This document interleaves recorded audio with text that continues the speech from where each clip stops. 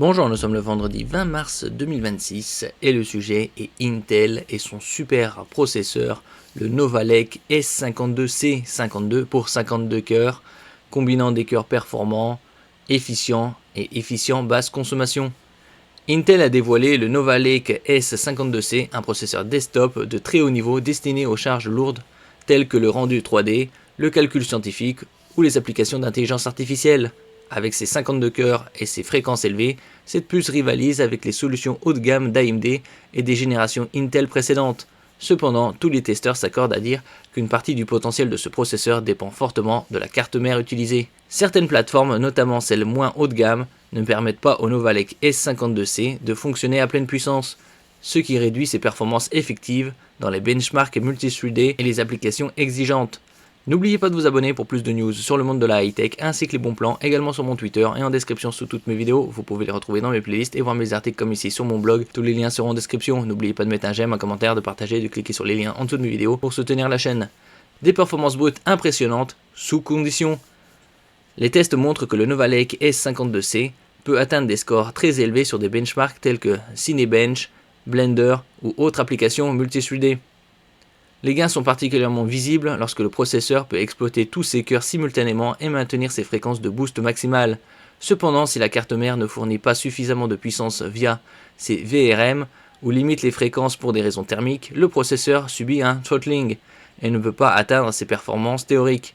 Cela souligne l'importance cruciale d'une plateforme complète optimisée pour tirer pleinement parti de cette génération de CPU. Donc un CPU très haut de gamme. Les cartes mères 900 Series, l'option pour libérer le potentiel. Les publications spécialisées indiquent que seules les cartes mères haut de gamme basées sur les chipsets Intel 900 Series peuvent supporter la puissance et la consommation du Nova Lake S52C estimée entre 700 et 800 watts pour des charges maximales, ce qui est colossal, 700 à 800 watts. Sur les cartes plus modestes, les limitations d'alimentation empêchent le processeur d'exploiter tous ses cœurs à leur pleine fréquence, réduisant les performances dans les tâches intensives.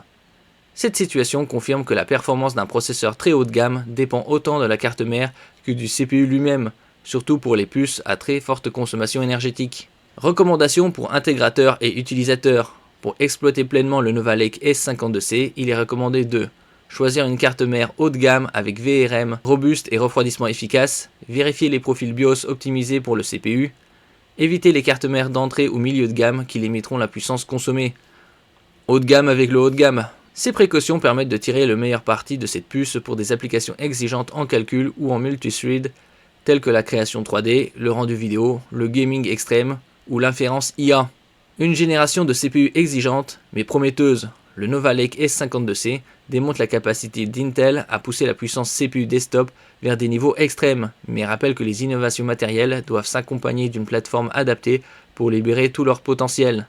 La combinaison CPU plus carte mère reste le facteur clé pour atteindre des performances optimales, en particulier pour les processeurs de cette génération très énergivore.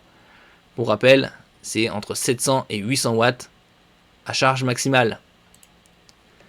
Merci pour votre écoute et à la prochaine.